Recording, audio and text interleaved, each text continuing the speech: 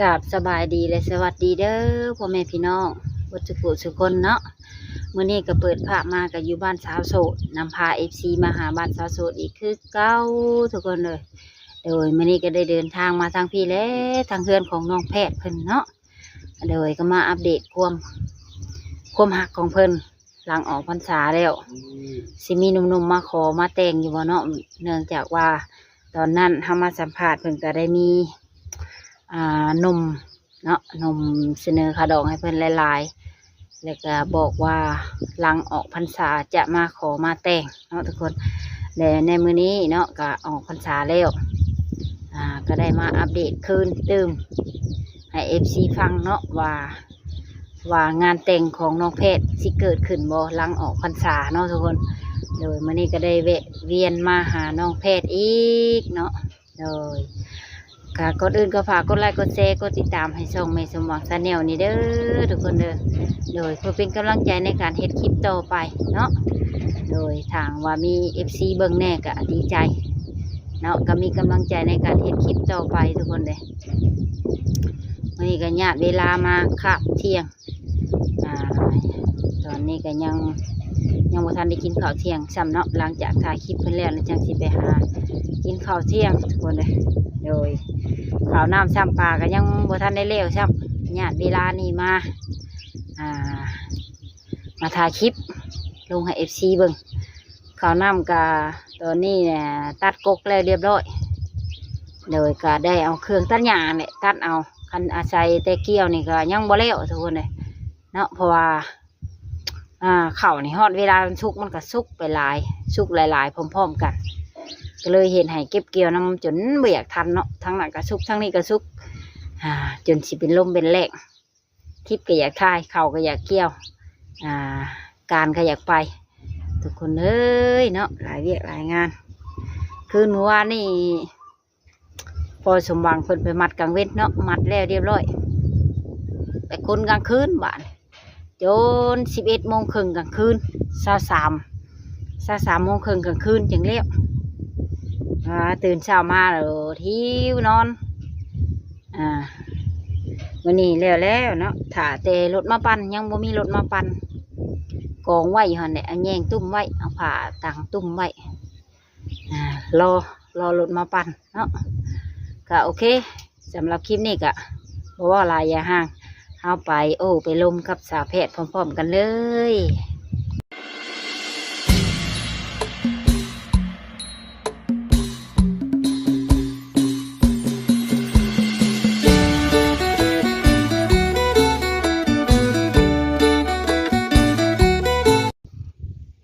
สบายดี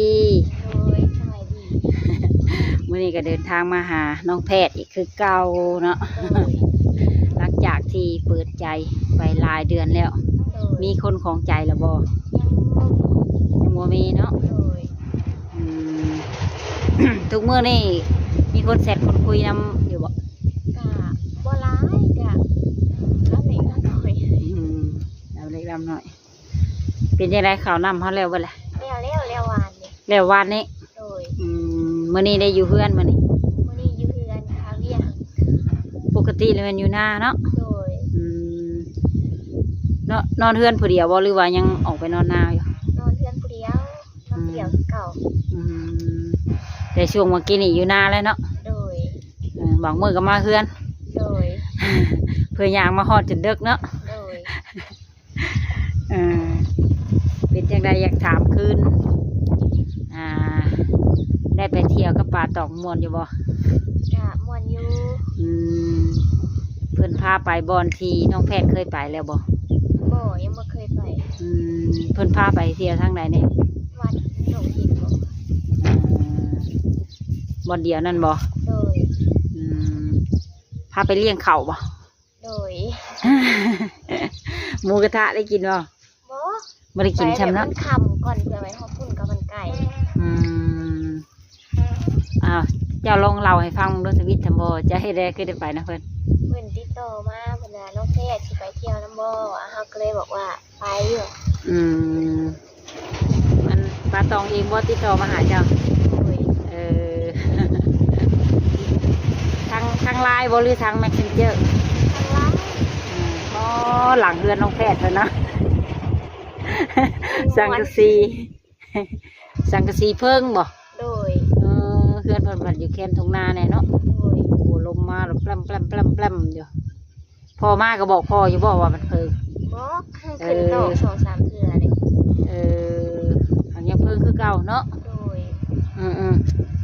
สงสัยมันอยากได้กระเบื้องแล้ว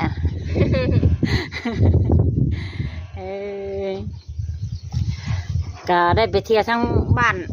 านใกล้นี่พร้อมเนาะโดยเฮ็ดเมนูอย่างแน่กินมื้อน่ะคือเป็นตาแซ่บแท้บ่อยากลืมเลยสาวแพทย์กี่ลืมนี่เนาะจะมีความรู้สึกในใดที่ได้ไปกับเพิ่นรู้สึกดีอยู่เพิ่นบ่ได้ชวนเฮาไปเที่ยวฝั่งไทยบ่ชวนรอบหน้าเพิ่นน่ะแล้วจะว่าได้จังมันก็พังมันก่อนล่ะแล้วเฮ็ดแล้วงานก่อนถ้าสมมติว่าเพิ่นก็ล้มกับเจ้าแบบเรื่องมักเรื่องหักอยู่บ่แบบเป็นอ้ายเป็นน้องกันบ่ได้ล้มแบบว่ามักหักกันชู้สาวแม่นเนาะบ่แม่นเพิ่นแบบอยากเป็นอ้ายหักซื่อๆโดยทางน้องเพชรเองก็มีบ่สวัสดิ์สปอร์ตล่ะบ่มีเนาะไปได้ก็ได้แต่มุกดาหารนี่เนาะเห็นใบข่าวไปเที่ยวแถวใกล้ๆเนาะโดยเป็นยังไงเพิ่นไปฮอดนาเฮาบ่มื้อนั้นน่ะโดยฮอดอันน้องแพทย์เองบ่เป็นคนนำทางไปหรือว่าไผบ่สุธาเพิ่นไปกับสาวสุธาโดยทางนี้ยากซ้ำผจญภัยเลยเนาะโดยเพิ่นซ้อนมอเตอร์ไซค์ไปกับไผสวนป่าเพิ่นเองจักได้เฮาก็ลืมชื่อเพิ่นแหละYouTube นี่บ่แม่นคนประชาชนธรรมดาเนาะเพิ่นก็ไปเกี่ยวข้าวซอยบ่ไปเกี่ยวซอยอยู่ได้หลายให้เด้อบ่ได้ครึ่งให้เพิ่นเมื่อยบ่หรือว่าตั้งพาขึ้นบ่ได้มันค่ำเลยก็เลยบอกให้ขึ้นเพื่อไปฮอดน่ะใกล้ค่ำแล้วโดยไปฮอด 10:00 นแล้วก็ลงหาแนวกินอีกหาหยังชูเพิ่นกินมื้อน่ะมีปลาแล้วก็ตำบักหุ่งทั้งพ่อทั้งแม่เฮาเพิ่นว่าได้ใดเพิ่นก็บ่ได้ว่าแนวใดเพิ่นก็เว้าแล้วเนาะโอ้ทางไปนาน้องแพทย์นี่เพิ่นเว้าว่าอยู่เพิ่นเว้าแนวใดโหดร้ายเหลือเกินโหดร้ายเหลือเกินเท่านั้นเด้แล้วก็กับมันไก่เด้ที่แรกก็ว่าสิไปหาน้องแพทย์อยู่หน้าอยู่ตอนนั้นแต่บ่จักนะแต่บ่จักนะเจ้าได้ยินแต่คนว่าว่าทางนั้นทางนี้แต่บ่เคยไปจักเทื่อยันหลงแน่โดยอันที่จริงก็ไกลอีหลีเนาะโดยไกลแถวหน้ามื้อเจ้าน่ะก็มีคนเถียงนาไกลอยู่บ่มีแต่ก็มีสาวเปิดใจนำอยู่ไกลๆกันสาวหยังน่ะสาวละเถียงใกล้กันโดยซ้ำใดประมาณคิดว่าซ้ำใดซ้ำบ่ตินี่หาหวยเฮานี่มันก็ใกล้โพดใกล้โพดไกลกูนี่ใกล้ๆกันเนาะโดยแถวมงเม่งนาเจ้ามีประมาณจักเถียงมีแต่3เถียงใกล้หันก็มีแต่ภาคหวยแล้วก็เป็นป่าไปเลยเป็นป่าเป็นดงเนาะโดยมีฮอดกอหน่อไม้ไล่แม่นบ่มีหัวกอยก็มีบัดว้าวแล้วหน้าดงนานี่เนาะโดยมันเก่งหน่อไม้นี่จนบ่อยากฮอดยามมันเนาะให้กินและตอนช่วงนึงก็มีอันหนุ่มไทยเนาะที่ว่าเสนอให้กระดองเจ้า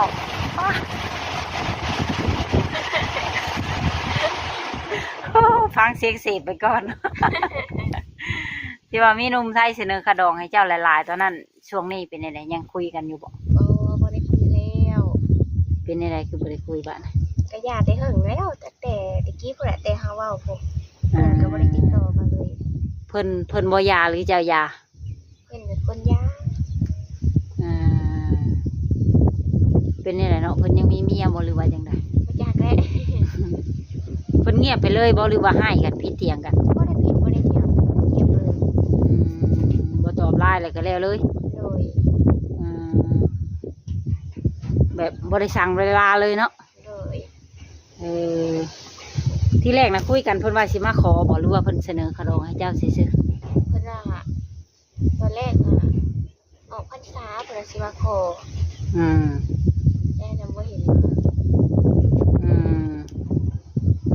ยังเพิ่นคือว่าน้องแพทย์มีตัวเลือกหลายคนบ่เนาะ โดย เพิ่นเคยเว้าอยู่บ่ว่า เจ้าทรงที่มีผู้เว้าหลายจังซั่นสิเว้าแบบน้อยใจเพิ่นเคยเว้าอยู่บ่ อืม ทางน้องแพทย์เองก็รู้สึกดีกับเพิ่นอยู่บ่แหละ ก็รู้สึกดีอยู่ บ่ได้เลือกเพิ่นเนาะ โดย มีแต่เพิ่นเงียบไปเองซื่อ โดย ๆเจ้าก็คิดบ่ว่าเขาผิดหยังเด้เจ้าก็ลองคิดอยู่บ่เคย คิดอยู่ ลมแห้ง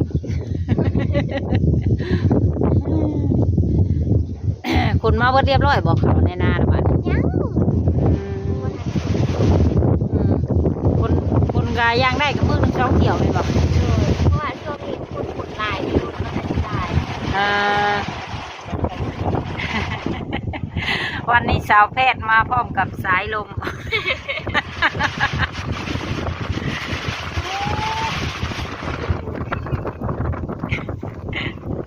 ทางเที่ยวนาเจ้าน้ำอยากเป็นหอมๆเนาะ โดยเดี๋ยวนี้นะเขาเป่งคักเลย เวลาจะถ่ายพ่อกันเฮ็ดอยู่ไหนถอยขึ้นบ่ ถอยคืน เนาะพรบ่มีวงหลีด โดยมันทางแคบ อืมเขาเพิ่นก็ยังแก่มาบ่ทันเบิดซ้ำเนาะ โดยยังไม่ทันเกซ้ ยังบ่ทันแก่ซ้ ำโดย ำแล้วซื่อๆเมื่อวานนี่นะยังบ่ได้ขนมาเฮือน โดย ไผสนใจยังมาขนซอยพอน้องแพทย์มาได้เด้อเนาะ โดย พอเพิ่นก็เฒ่าเลยก็ย่อก็เจ็บหลังเจ็บแอวแล้วเนาะ โดย ประกาศหาลูกเขยบัดนี้ ได้หลายปานใด ได้170ได้170ชอบ โดย โอ้ตะได้หลายอีหลีเนาะเก่งอีหลีเฮ็ดนา3 คน โดย ได้170ชอบยอมนำเองบ่ได้จ้าง โอ้ยบริจ้างเกี่ยวกับเกี่ยวเองนำกระดำเอง อ๋อเฮ็ดเองหมดเลย โดย โอ้ตอนเกี่ยวนี่คนเกี่ยวบ่หรือว่าใส่จักรตันหญ้า คนนี้แล้ว เออเกี่ยวทันเสยเนาะ โดย โอ้เก่งอยู่ดิลักๆแท้ก็แม่นพ่อกับแม่ได้เฮ็ดเวียกเนาะ โดย เจ้าเพื่อออกไปแต่หน้าแม่นบ่ โดยออกไปฮอดกะ7 โมง อ่า ออกได้5 โมงพุ่นเลยค่ะ เจ้าไปหน้าไหน โดย อ๋อตื่นเช้าอีหลีอัน นี้ ย่าง ย่างคือเก่า มากันย่าง ย่าง อ๋อจ้ะเก่ง สาวบุญเวียงมีหยังสิถามบ่ บ่ กินข้าวกินน้ำแล้วบ่มัน ยัง อ๋อคือว่าแหละข่อยก็ยังบ่ทันได้กินข้าวคือกัน โดย มาหาเจ้าก่อนยันบ่พ่อเจ้า เพราะว่ามายามใดก็ว่าแต่อยู่หน้าเดิ โดย หลังจากที่มาสัมภาษณ์ตอนนั้นแล้วชื่อข่อยก็มาเทื่อนึงอีก โดย เอาว่าพ่อเจ้าอยู่หน้าว่ะ โดย แล้วก็ว่าสิพากันไปหน้าเจ้าว่าสิไปถามหาไปถามลิ้นนี่แหละ โดย เลยยันหลงทางเนี่ยเลยบ่ได้ไป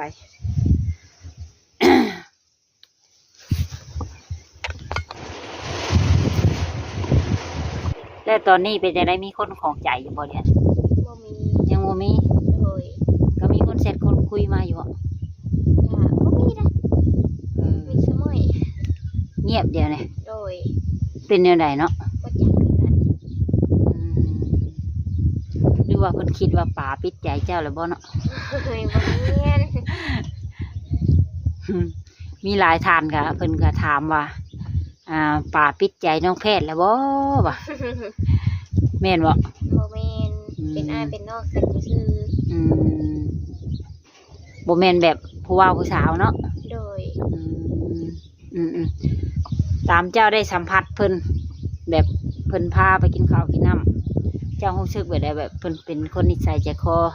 อบอุ่นบ่ ก็อบอุ่นอยู่ก็นิสัยดี แต่ อ่า เฮาก็เห็นตอนแรกก็อยากให้อาหารแน่แหละเนาะ บัดพอได้ใกล้ตัวจริงได้เป็นในใดบัด ก็อายคือเก่าแบบมันยังเบื่อลึงอันนี้ เขาเห็นแขกว่าซั่นๆเนาะ โดยมันก็บ่เคยมีไผมาลินนำ ถือว่าเพิ่นเป็นคนแรกบ่ โดย ตั้งแต่เปิดใจมานี่มีแต่เพิ่น มาหาคนเดียวนี่ โดย ยังบ่มีไผเคยมาหาเนาะ โดย เพิ่นได้หยังแหน่มาตอนเจ้า มีหมากไม้หมากดอกอะไรแล้วก็มี ทุเรียนได้กินบ่ พวกเฮาบ่มัก มันเป็นยังไง ขิวเฮ็ดทุเรียน เพิ่นเอามาตอนเจ้าอยู่บ่แหละ เอามาแต่ว่าบ่ได้กิน แล้วไผกินบ่แหละ เฮาบ่ได้เอามาเลย เพิ่นเอาให้เจ้าอยู่แต่เจ้าเอาติ โดย แล้วเป็นประเภทมะเกี้ยงไหมเพิ่นก็มาตอนเจ้าอยู่บ่ เอามา แต่เก่าเพิ่นเคยเอามาได้แต่เก่า โดยเอามา หวานมะเกี้ยงเพิ่นเอามา โดย เจ้าก็ได้ติ ได้ ไปต้อนแม่แล้วเนาะ โดย แม่ก็ดีใจอยู่บ่ ดีใจอยู่ มันนี่เปิดใจมาดนเลยแม่บ่ได้ถามบ่เฮิงบ่ได้สิได้ลูกเคยเพิ่นถามอยู่บ่ บ่ได้ถาม พอได้ค่ะ บ่ได้ถาม แบบชื่อเรียกแต่เจ้านะเนาะ โดย ก็โอเคจ้ะสำหรับมันคลิปนี้เนาะ สิได้ขอจบคลิปไว้เพียงเท่านี้ไว้พอกันใหม่เท่าน่ะ โด โด ย ยสบายดี โดยสบายดี ก็เป็นจังไรเนาะทุกคนหลังจากที่ได้ได้ลมกับสาวแพทย์เพิ่นเป็นทีเรียบร้อยแล้วเนาะก็หวังว่าสิถึงมกถึงใจ FC บ่หลายก็หน่อยเนาะสรุปรวมแล้วเพิ่นก็ยังบ่ได้แต่งซ้ำทุกคนเอ้ยเงียบหายไปเลยเพิ่นน่ะเนาะเมื่อก่อนนัดกันว่าออกพรรษาเพิ่นสิมาขอเนาะแต่ก็บ่แม่นทางสาวแพทย์เพิ่นว่าทางหนุ่มๆทางหนุ่มเพิ่นเสนอมาให้น้องแพทย์เองว่าหลังออกพรรษาจะมาขอมาแต่งเพิ่นน่ะเนาะแต่บัดนี้ก็บ่ได้ให้บ่ได้เครียดกันเพิ่นว่ามีแต่เงียบไปซื่อๆโดยจักเป็นจังใดเพิ่นน่ะก็บ่ฮู้เหตุบ่ฮู้ผลเลยเนาะก็สรุปแล้วตอนนี้น้องแพทย์ก็ยังโสดคือเก่าโสด100%ยังคือเก่าเอาทุกคนสำหรับหนุ่มๆที่มามักมาหักเพิ่นก็ยังมีโอกาสเนาะทุกคนยังมีสิทธิ์อยู่เพราะว่าน้องเพิ่นตอนนี้ก็ยังว่างแล้วก็บ่มีไผสู่แชทสู่โทรมาเนาะหรือสิเป็นย้อนน้องเพิ่นเกี่ยวเข่าค่าเบี้ยบ่ค่อยตอบก็บ่เนาะเลยจังแนวใดก็บ่ฮู้คือกันเลยเพราะว่าหน้าน้องเพิ่นก็อยู่ไกลอยู่ดงบ้านเฮาห้องว่าหน้าดงเนาะแล้วมันก็บ่อยากมีสัญญาณปานใดอยู่ทางนาเพิ่นมันไกลลักสัญญาณเนาะก็โอเคนะทุกคนสำหรับคลิปนี้ทางว่าภาพใดคำบอกคำจาใดแม่สมหวังว่าบ่สุภาพก็ต้องกราบขอโทษขออภัยนำหลายๆเด้อทุกคนเด้อโดยสำหรับคลิปนี้ก็สิได้ขอจบคลิปไปเพียงเท่านี้ไปพบกันใหม่ในคลิปหน้าสำหรับคลิปนี้ก็สิได้กล่าวคำว่าสบายดีบ๊ายบาย